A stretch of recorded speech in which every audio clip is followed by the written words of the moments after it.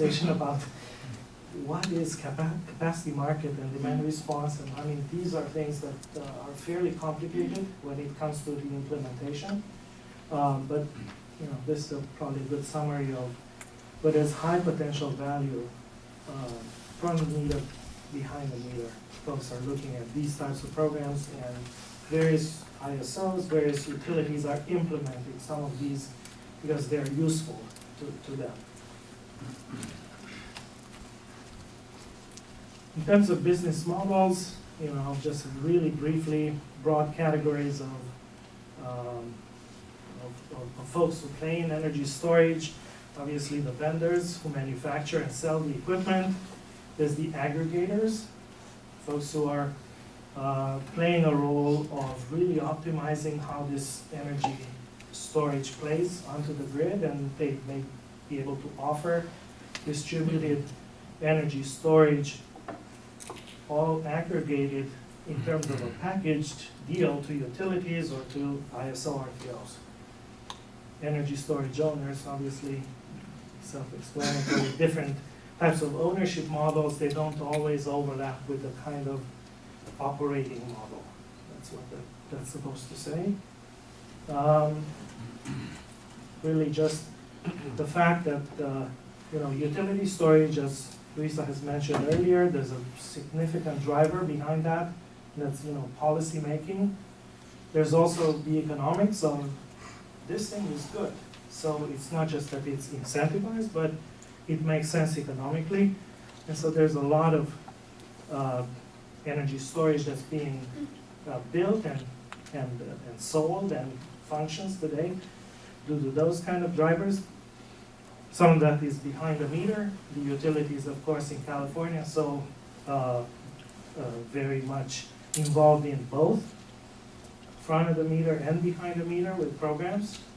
And so, you know, just ending, I guess, on the fact that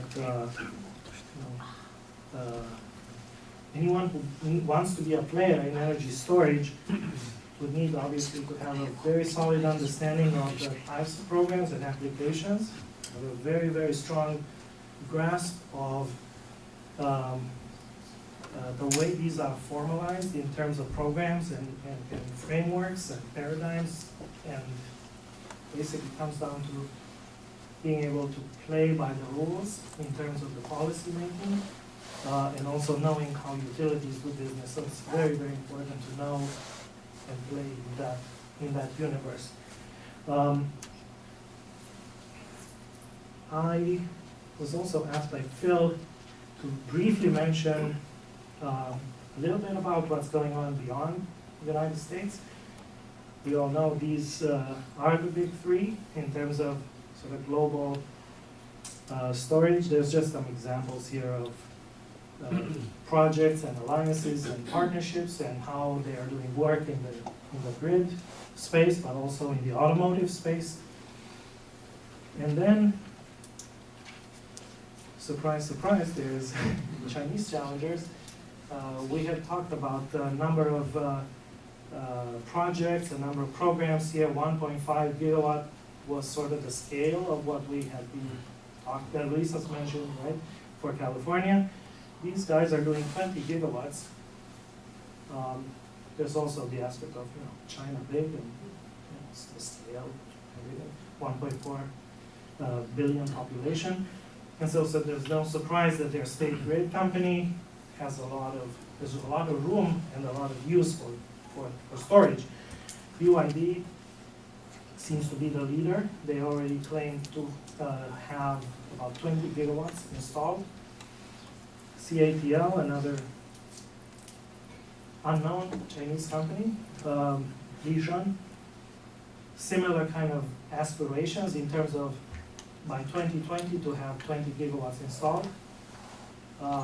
Just for anybody who knows about state grid and sort of the size of that network, these are very, very feasible, attainable targets.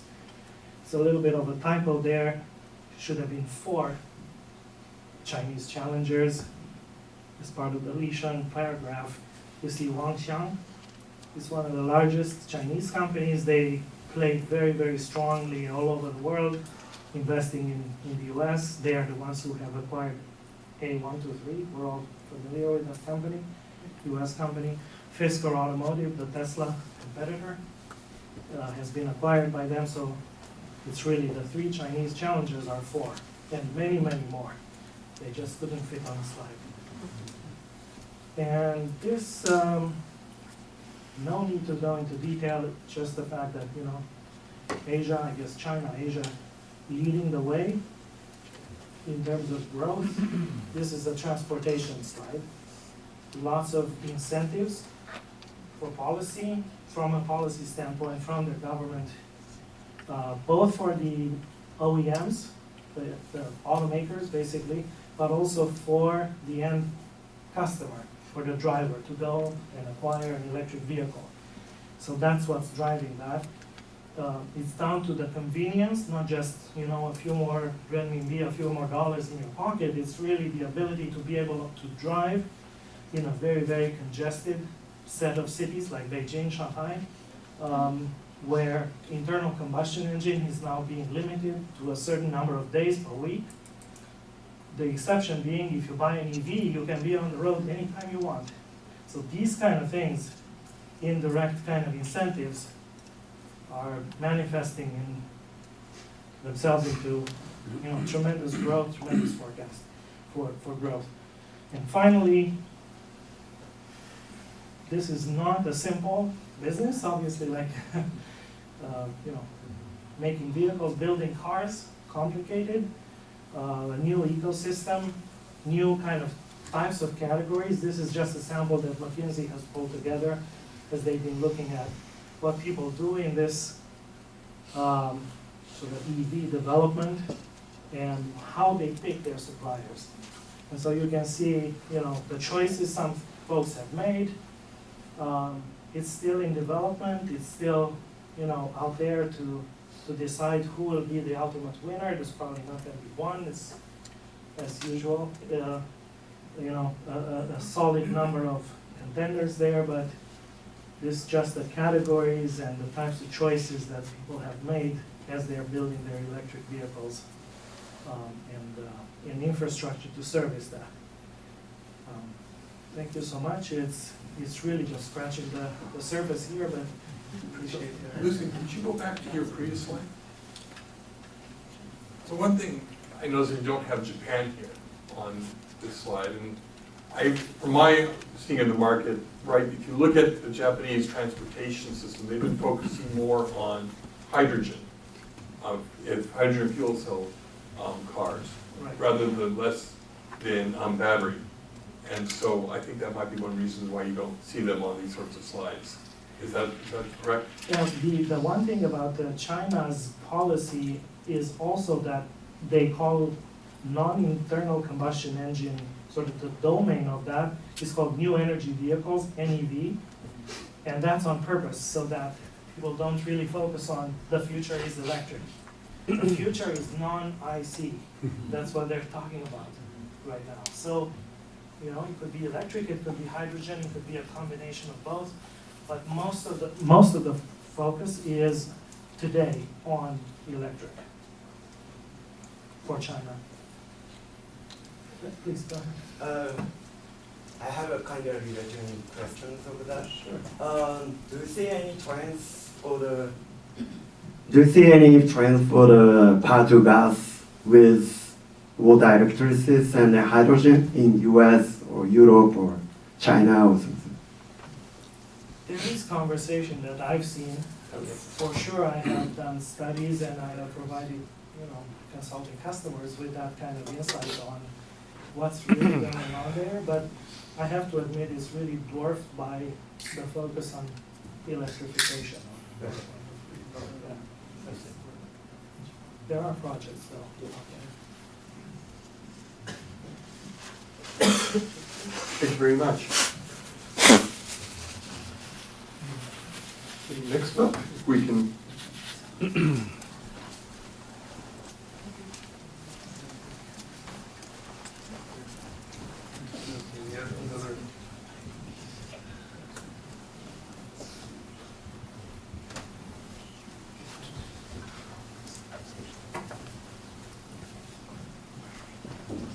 know what, and I'm gonna have to ask you, because you're. Thanks.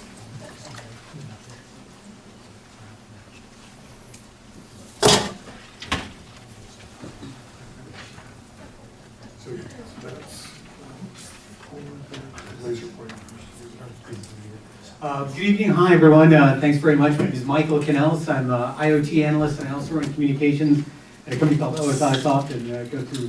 And for years and years, I was a reporter covering energy storage and semiconductors and actual renewables. So I'll bring some of that to the table. And the first question might be OSI Soft, who? Right? We've been around 38 years. Revenue is about $500 million. But we've been around 38 years, but we haven't done any marketing whatsoever for 36 years. And essentially, in a quick nutshell, we make a data fabric. If you go to a refinery, there might be hundreds of thousands, if not millions, of different devices. Temperature sensors, pressure sensors, things like that. We grab the data, bring it up, synthesize it, and then put it up on big screens. So if you've been to a big utility, or if you've been to a big factory, things like that, you see the screen about current production, current energy production. A red light's blinking, that's our software. And here's just a quick one. Here's our, NASCAR, one of our NASCAR slides. One of my favorites actually is the company Irish Distillers. They also make Pernod. And what they're on a goal right now is to actually reduce the energy by 50% in making a liter of whiskey, while increasing production by 50%. So it's this really green effort to really bring it to a food and bev area, but all over the place, in every jurisdiction. And one of our big markets is utilities. And the reason utilities are big is because utilities really have to run real-time urgent networks. So they need the data right away. And for instance, we've seen that before in, I think, Phil's presentation, the Cal ISO, the duck curve. That's our data. Cal ISO actually monitors, I think it's 500,000 data points every 10 seconds. And it continually gets refreshed. And one of my fun work days last year was during the big solar eclipse, where solar was dropping and gas was going up. And I was watching the screen going, oh my God, is this the day the software freezes up? We're going to be in the news all over the place. But luckily it didn't. Cal ISO got through. They were able to track solar in real time, track gas, start ramping gas down when the sun came back. And that actually happened across the country. So it was a happy day at the end of the day. Also in Japan, we do quite a lot of work in Japan. Actually, there's an interesting trend going on. Actually, both TEPCO and KEPCO are leaders in this. As everyone's heard about the utility death spiral. What's going to happen? A lot of developed nations, power consumption or power demand it's sort of peaking, and they're all often bound by geography. And so what both TEPCO and KEPCO are doing is they form small consulting firms. They're actually going out to the Philippines, or going out to Malaysia, and saying, we have extremely efficient utilities. Can we come to your organization? We'll teach you how to do it. And our software is actually the basis of that, where they go in, they start monitoring machines and saying, you can actually get 25% more out of this gas turbine than you're doing right now. And you're seeing it all over the place. So actually, another one of the news, Duke Energy, we're actually following that closely too, because there's been a big flood in North Carolina, and now they're bringing it up. And actually, it's the system they go to see which transformers are up, which ones are getting strange vibrations. And if they are, let's go check those right away. So it's really trying to get that back up is how they use their software. So why electricity storage? It's the only critical commodity we have that actually we don't store. I mean, there's obviously silos that store grain, we can store food, we can store water in big reservoirs, and that last one there is actually, I took this on a vacation last year, that's the world's first ATM machine. It's in Enfield, England, it was put in the 60s, so we can store money really well. But energy isn't. Energy is just, it's produced and consumed pretty much as you get it. Now, there's some engineers in the audience who might go, hey Mike, wait a minute, behind that dam, there's terawatts of potential energy, right? That's just going to sit there, and when they let it through, it's going to produce power. Absolutely true, but there's only one Colorado River, and they don't have them in Kansas and Nebraska and other places like that, really. The idea behind storage is actually being able to store energy anywhere and all over the place. So what's the fact? One fact and 3 misconceptions of my presentation. The fact is, demand is up and to the right for energy storage. We're going to see a lot of it. And it was funny, I didn't see Phil's presentation earlier, but if you get the one he had from Bloomberg New Energy Finance on pricing, if you overlaid it on this is demand and unit shipped, you would get a perfect view. So as the prices have been going down, the demand has just been ramping up. And policy, of course, helps, and technology innovation helps. But it's really that kind of curve, the price going down, demand going up. We saw it in semiconductors, we saw it in computers. It's the classic thing that everyone loves. And The technology landscape is expanding maybe. Right now, really the standard is lithium ion, and I call it the Noble Effort Hall of Fame. In the last 10, 15 years, you've seen a lot of great ideas. You know, water-based batteries, sodium batteries, you know, compressed air. They're all fantastic ideas on paper, but actually bringing them out and bringing them up to scale and making, you know, a sustainable business out of it has been very difficult. One of my favorites has been this company, they do gravel. A guy named Bill Gross, he's a serial entrepreneur, and it's down in the desert in the California-Nevada border, and they have a huge pile of gravel, and they have a ski lift, kind of, and they take buckets of gravel up the hill, and they stick it in a big funnel, and when there's a peak power demand, they let it go, and the gravel comes down, it's kinetic energy, and it turns a turbine. I love that just because the Flintstones could have done that, right? If they would have had a power grid, you know, they could have that. But also it succeeds and it goes all over the place. You know, some knucklehead's gonna write a story like, are we at peak gravel yet? You know, it's inevitable, but I mean, some of these ideas may make it. The ones I give some potential to, Primus Power, it's the unit on top, it's a flow battery. Basically, electrified chemicals go on one end and they're depleted on the other. Flow batteries were invented in the Soviet Union in the mid-1980s. That country's been out of business for a long time. But it finally may make it, right? They may be the company that do it. And the other one down there is a zinc battery. It's cheaper than lithium, it's safer. Right now, the biggest market for zinc batteries are the hearing aids you see in the back of airline magazines, right? That's pretty much the only place here now. But there is some grid storage out there. And also, forget, Louisa mentioned these as thermal storage. Thermal storage sounds fancy, but basically it is, you make ice at night, you put it in the building, and it cools off in the day. It's sort of like being a kid when you would open the freezer and stick your head in there, and, you know, on a hot day. It's cheap, it's efficient, everyone knows how to make ice. It's a great storage device. But now the misconceptions, and the misconception number one I often hear about is power at night. People think storage is, you know, have your solar panels, make electricity in the day, have it at night, and the demand is really that peak power hour. Right now, businesses pay a thing called demand charges, which is basically if you go above a threshold, or PG&E, let's say, or Southern California says, we expect to use this much power. If you go above that, it's a massive penalty, and you pay it months forward. Demand charges can be 20 to 30% of your bill, right? So if you can actually keep below that threshold, that's fantastic. California is going to time of use pricing for electricity. 2019 is the schedule, it may not happen until 2021. But you'll see people's bills go up because they're using power at 5 in the afternoon. But even though consumers and businesses hurt, utilities really hurt. They have things called peaker plants. That's 10% of their capacity. In fact, I think the number I remember well, it's 2014, 10% of, or 15% of PG&E's capacity, just peak capacity, they only used it for 51 hours that year. So you imagine if you had an employee that would come in every day, goof off, but they only worked 51 hours on days in July and August, and that was it, but you had to pay them for the entire year. It's incredibly inefficient. So if they can get batteries to get rid of that, that's fantastic. It's another Bloomberg chart here where you see batteries, you know, will be lower than peaker plants, and they're much easier to install. You can install batteries like crazy. Misconception number two is that batteries and energy storage is really a consumer technology. You know, you talk to a lot of people and they think they'll have their storage unit at home, they'll make power in the daytime, they'll sell it to like their utility in the afternoon. You don't want to do that. I mean, you may have batteries and you may have storage in your home, but it's probably going to be owned by somebody else. Why? Batteries are finicky. You don't want to touch them. You don't want to own them. This gentleman, he's in Australia. After the Tesla Powerwall came out, he said, I'm going to make one at home, and I'm going to make it bigger. I'm going to make it actually 4 times as big. And he did. But it's got 4,480 cells in it. And those things only last about every 2-3 years. Some will overheat, and the storage system works, but it takes work versus like a solar system. Does anyone have solar here at all? Phil? Do you check it often? Do you? Never. Right. Never. It's going to be there for 20 years, and you will never know. It'll just produce power, and that's it. So you don't want to own batteries. You know, you'll have them in your house, but somebody else will own it, and they'll be the ones, you know, organizing all your neighbors to sell that power up to the utility. And number 3 is storage is really about batteries. And when you think about storage, actually the biggest things we're going to see in the next 5 to 10 years is that software is going to play a much bigger role, and it's going to have a much bigger role in actually getting storage out there and making it economical. This is a picture I took, and that's how you can tell how kind of the low quality. This is actually from a conference called PowerGen last year, and this was from the speech from the CEO of Pacific Power. It's a big utility in Washington and Oregon. And what he's showing there is what's going on in the interconnect between California, Arizona, Oregon, and a few other states. So in the morning, California is producing more power than it can use. So it's shifting it off, and that's the lower part. No, sorry, California is not producing as much power as it needs, so it's importing. In the afternoon, it's exporting, but in the evening, it needs it.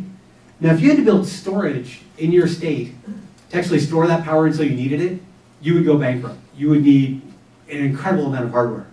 But if you can use software to actually trade that back and forth, you can minimize software, and you can minimize the amount of actually hardware you need. And we've seen some success examples. There's a company, Greensmith Energy in Emeryville, that was bought by Warsilia. They have a thing they call a battery operating system, where it's an operating system. You can have lithium, lead acid, different kinds of battery chemistries all together in one system. Another company came out recently, it's called, it's almost impossible to pronounce. It's called PICE, P-X-I-S-E. Mitsui's an investor, we're actually an investor, as well as Semper Renewables. And what it is, it's microgrid software that works at the same speed as the grid. So what does that mean? Let's say you're producing a little extra solar than you need, it will find a place to put it. And if you do need to go to the storage system, it'll take the littlest, smallest sip it can and stop. And what's good for storage is, what that means is, you can have a storage system that's actually smaller than you anticipated. Just build a smaller one, you're only taking small sips out of it. It's gonna last longer, and it's gonna be cheaper. Now, of course, someone might say, well, that's bad for the storage companies, right? They're selling smaller batteries. But what it's gonna do, it's gonna open up the market. So instead of just selling X amount, it can double and triple the amount they sell. So everywhere you go, software is going to play a much, much bigger role than people anticipate. And it's a much easier thing to bring to market than some sort of new anode or cathode. And thank you very much.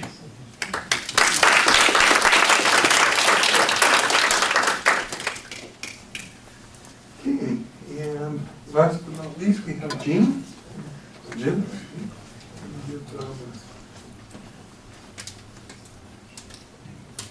Yours is a PowerPoint presentation, so it has a much nicer, bigger button that I can push. There you go. Thank you. Hi everyone, my name is Jin No. I'm actually employed by Strategy and Consulting. We're a consulting firm that focuses on clean energy sector, energy storage sector across the U.S.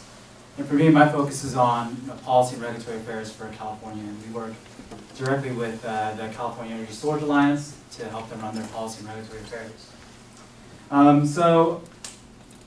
We saw an overview presentation of the regulatory framework in California, and I just wanted to present a little more on what some of these regulations mean, what does it mean for the growth of the market, and what it means for deploying projects. And it was helpful to get an introduction from everyone. It seems like a lot of the audience is entrepreneurs, academics, investors, and so I try to customize my presentation that way.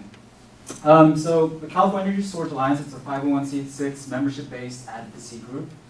We're really focused on developing market designs, setting policy and regulatory frameworks, and even pushing bills at times. And we work with the California Public Utilities Commission, California ISO, and the legislature as well. And so it was great to see some of our bills listed up there, since before my time, a lot of my colleagues really pushed some of these standard-setting bills. These are just a quick, overview of some of our key members. As you can tell, our membership is represented by companies that are at the very large scale to the behind-the-meter customer-sided type of energy storage systems. We have not only lithium-ion companies, but also alternative energy storage companies like SNC Lavalin that does compressed air and liquid air energy storage, Nextracker that's building flow batteries, and so we really represent the entire ecosystem. And we like to think, California, we're fortunate being the fifth or sixth largest economy, having all these great policies that really drive the industry and really drive the value proposition for energy storage, that we have so many of these companies actually cited here in California, which is great. And so, there's been a lot of presentations about how the energy storage market is growing, and we like to draw parallels to the solar industry. And I remember when I was first going into clean energy, I wasn't sure where I wanted to fit in. It seemed like solar was kind of achieving maturation, and I wanted a more interesting challenge. And really, energy storage is at that that exponential growth curve. We're already seeing this with key policies like AB 2514 that set an energy storage mandate. That I think it's a top-down mandate, but I think these types of mandates are especially important for early industries like energy storage because it drives the focus to figure out how energy storage works, how can we value this, how can we model this in grid planning, and how can we actually procure and deploy and interconnect these systems. And so really AB 2514 has been very important. As you can tell, each of the utilities are making significant progress toward their AB 2514 targets. And at some point, I think at least California's at the stage where we might not even need targets anymore. We've developed procurement tools, processes, interconnection processes, grid evaluation models that really encourage energy storage to really become a mainstream tool. It's a mainstream resource, not just a nascent technology. And I think one of the key milestones for the industry was this Aliso Canyon procurement, and I'll go into that a bit. But it was 100 megawatts of energy storage procured in 6 months, which is the time of that to deploy and get to commercial operation is really fascinating. So I know a lot of you in here are assessing different energy storage markets, and as you can see from that ISO diagram, each energy storage market, each region is different. And it's really important to understand what are the key market drivers for each of these industries. And so I kind of wanted to frame it in terms of 3 key areas. What are some of the policies and regulatory tools that actually grow the pie, grow the market, and grow the opportunities for solicitations or deployment and procurement. Improving valuation. Is the state or the region, are they developing the tools and the products that really value the capabilities of energy storage? Energy storage is fast, it's modular, it's flexible, and it's really capable of multiple uses that other technologies might not necessarily be able to do. And then lastly, once we have the market signal, once we have the valuation, how do we actually reduce the barriers?